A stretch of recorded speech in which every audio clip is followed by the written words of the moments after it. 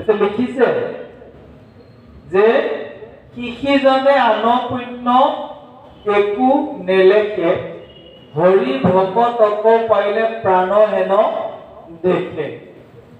ভকতৰ আটাইতকৈ ডাঙৰ গুণ, কৰবাত যদি ভকতক লগ পায় তেওঁ হৃদয় জোৰ কৰি যায়। কেতিয়াবা যদি কোনোবা ভকতক দেখি যদি মুখ ঘূৰাই দিব লগা হয়, কথা পাতিব মন নাযায়, সেইটো কিন্তু ভাল লক্ষণ নহয়। হৰি ভকতসকলৰ আটাইতকৈ ডাঙৰ কথা হৈছে কৃষ্ণৰ সেই প্ৰিয় ভকত বিলাকৰ লগত লগ হৈ ভগৱন্তৰ গুণানুকীৰ্তন কৰিব আৰু প্ৰভু ভগৱন্তৰ লীলা জগবোৰ দুয়োজনে স্মৰণ কৰি মুখ্য কাৰণ লাভ কৰিব। প্ৰকৃত ভকত বিলাকে ভক্তগণক খুব ভাল পায়। আজি এতিয়া এই মুহূৰ্তত আমি অভাজনে গুৱাহাটীৰ পৰা আহি আছো, 4টা বজাৰ পিছত আহিছো। লক্ষ্যস্থান মৰিগাঁৱত পাব লাগিবহি 6 বজা আগে আগে।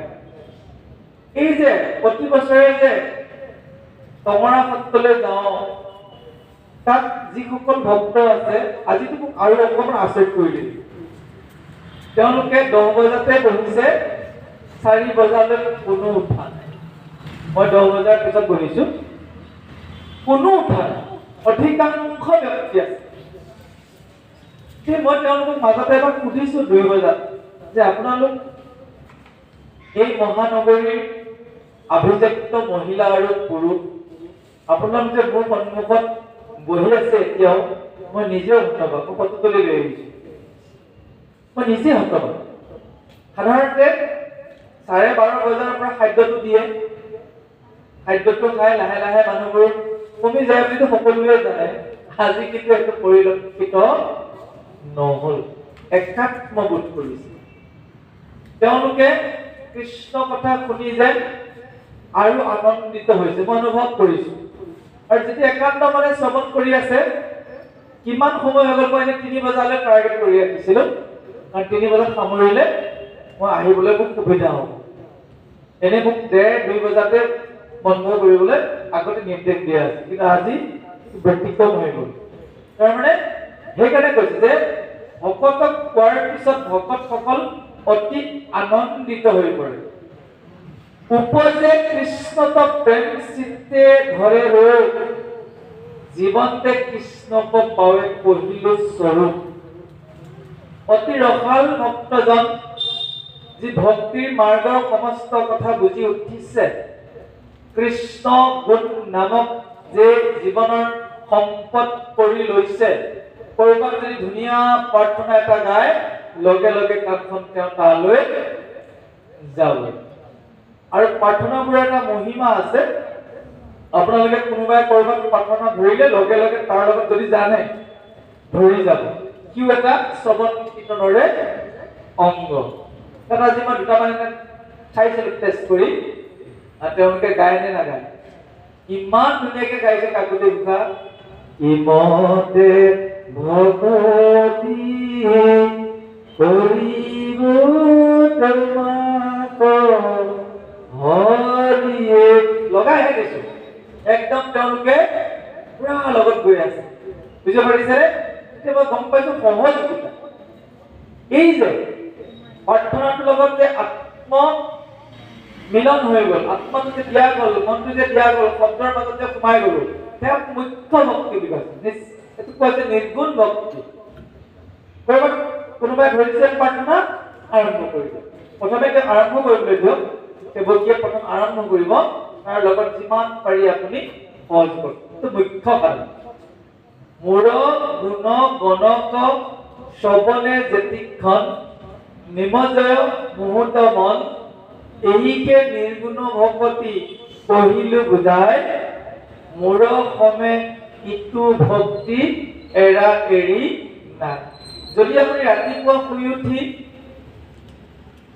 বিশেষ হিচাপে লৈ আপুনি যদি প্ৰথমে স্নান কৰি ভগৱানৰ পূজা সেৱা আৰম্ভ কৰে, খুব আকুলিত ভাৱে ৰোমাঞ্চিত হৈ যদি আপুনি প্ৰাৰ্থনা কৰে, ভগৱানে সম্পূৰ্ণ গ্ৰহণ কৰে। আচলতে এইটো নিয়ম। ভাগৱতৰ দশম স্কন্ধত শেষৰ ফালে এটা কাহিনী আছে নাৰদৰ কৃষ্ণৰ গাহস্থ জীৱন দৰ্শন। নাৰদে গম পালে যে নৰকাসুৰক বধ কৰি প্ৰাগজ্যোতিষ পুৰুষ অৰ্থাৎ অসমলৈ আহি নৰকাসুৰক মাৰি কৃষ্ণই 1600 গোপীক লৈ গৈছে আৰু সেই 16 সহস্ৰ গোপীক একেদিনাই বিবাহ কাৰ্যত আবদ্ধ হৈ প্ৰত্যেকৰে লগতে গৃহস্থী কৰি আছে। নাৰদৰ মন গ'ল ইমানখিনি নাৰীৰ লগত এজন কৃষ্ণই কিদৰে জীৱন কটাইছে। প্ৰথমে গৈ এঘৰত সোমাইছেগৈ, ইমান ধুনীয়া বৰ্ণনা দিছে। প্ৰত্যেকৰ ঘৰতে দেৱগৃহ অৰ্থাৎ মণিকূট আছে, ধুনীয়া উদ্যান আছে আৰু গৈ দেখিছে ৰুক্মিণীৰ সৈতে কৃষ্ণই কিবা কথোপকথনত ব্যস্ত। নাৰদ কৈছে কেৱল কৃষ্ণক পৰীক্ষা কৰিবলৈ। কৃষ্ণই ধুনীয়াকে হাত ভৰি ধুৱাইছে, ভাল বেয়া সুধিছে। নাৰদে বেছি ৰৈ থকা নাই, বাৰু ইয়াত লগ পালোহি আৰু কি ঘৰলৈ যাওঁ, কি হৈ আছে। কি কৈছে কি ঘৰত গৈ দেখিছে কৃষ্ণই তেওঁৰ সন্তান কেইটাক লৈ পঢ়া শুনাত কিবা দেখুৱাই দিয়াত ব্যস্ত হৈ আছে। একদম ধুমধাম নাৰদক দেখা উঠি আহিছে, প্ৰভু প্ৰভু কিমান সময়ত পালেহি, ভাল আপোনাৰ। আৰু নাৰদ চক খাই আছে, ইমান ধুনীয়া লাগে। গাৰ্হস্থ্য জীৱক প্ৰসংগতহে কৈছো, গাৰ্হস্থ্য জীৱনটোত কৃষ্ণই কি কৰিছিল, সূৰ্য উদয়ৰ 2 দণ্ডৰ আগতে উঠি একো ভোজন নকৰাকৈ প্ৰথমে স্নান কৰিছিল আৰু দেৱগৃহ অৰ্থাৎ মণিকূটত সোমাই নিজে নিজক ধ্যান কৰিছিল। তাৰ পিছত জ্যেষ্ঠ ব্যক্তিসকলক শ্ৰদ্ধা ভক্তি কৰি, জ্যেষ্ঠ আই মাতৃসকলক সেৱা সৎকাৰ কৰি তাৰ পিছতহে কিবা গ্ৰহণ কৰিছিল। আমি শুই উঠো, মুখখন ধুই প্ৰথমে আমি চৌকা জুই আৰম্ভ কৰো, চাহ তাহ খাই প্ৰথমে আমি ভূত পূজা কৰো, মানে পঞ্চভূতৰ পূজা কৰিছো। আচলতে প্ৰথম পূজা হ'ব লাগে আত্ম পূজা, ভগৱানৰ পূজা হ'ব লাগে। সেইকাৰণে ইয়াতে কৈছে যে যিসকল প্ৰকৃত ভকত তেওঁলোকে ভক্তি মাৰ্গৰ কথা মাৰ্গে জীৱন পৰিচালিত কৰিব আৰু শ্ৰৱণ কীৰ্তনেৰে ভগৱানক এই কাৰণেই ভজে, মহাবুদ্ধিমন্ত। গম পাইছেনে?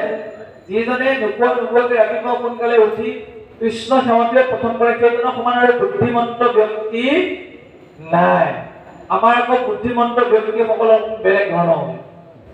কাৰোবাক যদি আমি অকণমান ডমিনেট কৰিব পাৰো, আধ্যাত্মিক বুদ্ধি অলপ বেছি আছে। বুদ্ধিৰ ওপৰত আপোনালোকক সৰুকে কৈছো যে এজন ব্যক্তিয়ে একেবাৰে সহজ সৰল ব্যক্তি, সকলোৱে জানে, তাতে মই কথাটো কৈছো। তেওঁ গুৱাহাটীলৈ গ'ল, তাতে মানে ঘৰটোত কেইতলা বিল্ডিং লিখি আছে, দেখিছে 10 তলা বিল্ডিং, 1 2 3 4 5 6 7 8 9 10। পুলিচ এটা দেখিছে মানুহটো কিবা এটা কৰি আছে, আৰে কি কৰিছে এই মানুহজনৰ বোলে ঘৰটো লিখি আছে, এখন থৈ দিম তাতে। তুমি জানানে নাজানা, ইয়াত ঘৰৰ যদি মহলাবিলাক গণনা কৰা আছে, বুজা মানুহ পালে যে ঘৰৰ মহল গণনা কৰিলে 1 তলাত 50 টকাকে দিব লাগিব। 10 তলা যদি তুমি গণনা কৰিছা কিমান হ'ব, 1000 টকা হৈ যাব। আমাৰ হোজা মানুহজনে ভাবিলে বা বেলেগ পাপত পৰি গ'লো, 10টা মই লিখি পেলালো, এতিয়াতো মই 1000 টকা ভৰিবই লাগিব। আৰু এটা বুদ্ধি কৰিলো, মই লিখিছিলোহে, দুটাহে লিখিছো, আকৌ 1 তলা বাকীখিনি লিখিবই নাপালো, তুমি দেখোন আহিয়ে পালা। বুদ্ধি কৰিলে যেনে 2 তলা যদি গণনা কৰিলে 100 টকা দিয়া, কি দি দিলে। পুলিচ গুচি গ'ল, মানুহজন ঘৰলৈ আহি মিছেছক কৈ আছে, ইমান বুদ্ধি মই তুমি জানা, পুলিচকো ঠগি আহিছো। কেনেকুৱা ঠগন দিলা, আপুনি ইমান সহজ সৰল মানুহ, পুলিচক ঠগিলা কিয়? তাতে ঘৰৰ গণনা কৰিব নাপায়, তলাবোৰ মই নাজানো, দেখি আছো 1 তলা 2 তলা 3 তলা ফ্লেটবোৰ দেখিছে, 10 তলালৈ গণিলো, আহি গ'ল পুলিচ ধৰিলেহি এক তলত বোলে 50 টকা মই 10 টকা গণনা কৰিলোঁ কিন্তু ইমান পইচা মই নিদিলোঁ 2 টকা গণনা কৰা নামটোহে দি গ'লো কিমান বুদ্ধিমন্ত আমাৰ সাধাৰণ মানুহৰ বুজিব কাৰণে বোলে সাধাৰণ মানুহে আচলতে বুদ্ধিটো যিটো কামত লগায় সেইটোক কোৱা নাই ইয়াতে কি দিছে হেন বিমৰখী যিটো মহাবুদ্ধিমন্ত পৰম শ্ৰদ্ধায়ে ভজে নিতে যিটো ভগৱন্ত যিজনে পৰম শ্ৰদ্ধায়ে নীতি নিয়মৰ মাধ্যমেৰে সদায় কৃষ্ণক ভজনা কৰি আহিব সেইজনে আচল বুদ্ধিমন্ত সেইজন ব্যক্তিয়ে কেতিয়াও শ্ৰৱণ কীৰ্তন মুখৰ পৰা এৰি নিদিয়ে আৰু সেই দুজন সেইজন ব্যক্তিক মই শাস্তি দিব নোৱাৰো কিবা বুজিছেনে বাৰু যমে গোটক বুজাই আছে যিজন পৰম ভক্ত যিজনৰ মুখত সদায় নাম কীৰ্তন থাকে সেইজনক তোমালোকে আনি দিলেও মই শাস্তি দিব নোৱাৰো কাৰণ আপোনালোকে এনেকুৱা এটা মাৰ্গলৈ গৈ আছে যিটো মাৰ্গত যিটো পথত যমে আপোনালোকৰ জীৱাত্মা নিব আহিব নোৱাৰে যদিহে এক খৰণত থাকে যদিহে খেলি মেলি কৰে সেইটো ডিপাৰ্টমেণ্টৰ বিষয়ে মই ইমান আপোনালোকক বহলকে ক'ব নোৱাৰি পৰাপক্ষত ঘৰবিলাকতো যেতিয়া আপুনি ফটো চটো কিবা আঁৰিব পৰাপক্ষত কৃষ্ণৰে আঁৰিব আৰু খেলি মেলি কৰি য'তে ত'তে সেৱাবোৰ কৰি থকাটো অকণমান অসুবিধা জানিবলগীয়া কথা শাস্ত্ৰই কি গোটেই শাস্ত্ৰখনত যমে কৃষ্ণ কথাহে কৈ আছে বেলেগ দেৱতাৰ কথা কৈছে নেকি নাই কোৱা কৃষ্ণৰ নাম শ্ৰৱণ কীৰ্তনৰ কথাহে কৈ আছে কৈছে হৰি নাম কীৰ্তনে তাহাৰ পাপ পেখনে হুৱে নাশ পাপী হেন বুলি তাৰ দুৰ্জন নচাবিলি কেৱে পাপ হে জমদূতগণ শ্ৰৱণ কীৰ্তন কৰা মানুহৰ সন্মুখত গৈ তুমি যদি হাজিৰ হোৱা তোমাৰ কিন্তু সমস্যা আছে কাৰণ সেই ভক্তসকলৰ লগত আকে পাকে বিষ্ণু দূতবিলাক বিৰাজ কৰি থাকে বহুতৰে প্ৰশ্ন কৰে যিসকল নাস্তিক তেওঁলোকে এইবোৰ কথা বিশ্বাস নকৰে ভগৱান আচলতে বহুত দূৰত নাই বৈকুণ্ঠত আছে যদিও আপোনাৰ মোৰ কি হৃদয়ত নাই আপোনাৰ মোৰ হৃদয়ত ভগৱন্ত আছে আছে কাৰণেতো ভগৱন্তৰ গুণানুকীৰ্তনবোৰ আমাৰ ভাল লাগে আৰু এতিয়া লাহে লাহে আপোনাৰ কি হৈ গৈছে শ্ৰৱণ কীৰ্তনৰ প্ৰতি ভাগৱতৰ কাহিনীৰ প্ৰতি বেছি আকৰ্ষিত হৈ গৈ আছে মই যেতিয়া ভাগৱতখন প্ৰথম অধ্যয়ন কৰিছিলো 7 দিনৰ আগে পাছে অধ্যয়ন কৰিছো কথা ভাগৱতখন পঢ়াৰ পিছত মই এনেকুৱা হৈ গ'ল মই স্কুল পঢ়িবও নোৱাৰো ভালকে ক'বও নোৱাৰো বেলেগ চিন্তা কৰিব নোৱাৰো কিতাপখন শেষ হোৱা নাই বুজিব পাৰিছেনে ইমানখন কিতাপ প্ৰথমতে শেষ কৰা ইমান সহজ নেকি যতটো সম্ভৱ 7 দিনৰ পৰা 10 দিনৰ ভিতৰত শেষ কৰিছো স্কুল কৰি মই স্কুলত শান্তি পোৱা নাছিলো ঠাই স্কুলৰ পৰা আহোঁ আহিয়ে কথা বতৰা নাই কিবা বেচা যদি খাইছো আহি পঢ়া আৰম্ভ কৰিলো কাৰণ ইটোৰ পিছত ইটো কিবা কাহিনী আছে বুজিব পাৰিছেনে ইমান ভাল লাগিছিল মই নিজকে তাৰ মাজত নিমগ্ন হৈ গৈছিল সেই মনটো যেতিয়া নিমগ্ন হৈ গ'ল বহুবোৰ কাহিনী হৃদয়ত মালাৰ নিচিনা গাঁঠি গ'ল আকৌ দ্বিতীয়বাৰ ৰিপিট কৰোঁতে পাহৰণিখিনি আকৌ অকণমান যোগ হৈছে এইদৰে আপোনাৰ সবেও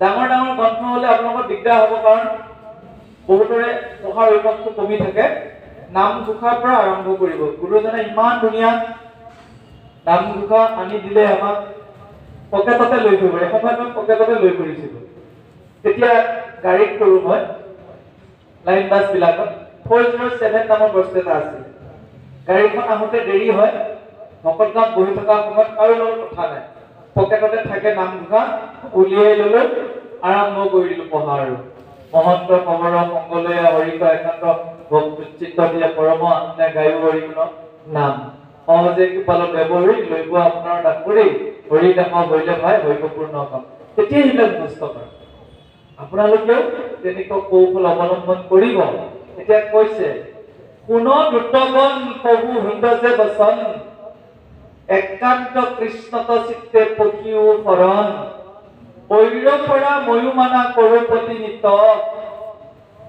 দেৱে গীতে তাহাৰেকে গাৱৈ গুণগীত যিজন ব্যক্তিয়ে ভগৱানৰ চৰণ স্মৰণ কৰি হৰি গুণ গাই গাই ঘূৰি ফুৰিব ভাগৱতৰ আগত জয়ধ্বনি দিব সেইসকল ব্যক্তিৰ ভক্তি দেখা পায় স্বৰ্গত বোলে দেৱতাসকলে প্ৰশংসা কৰি থাকে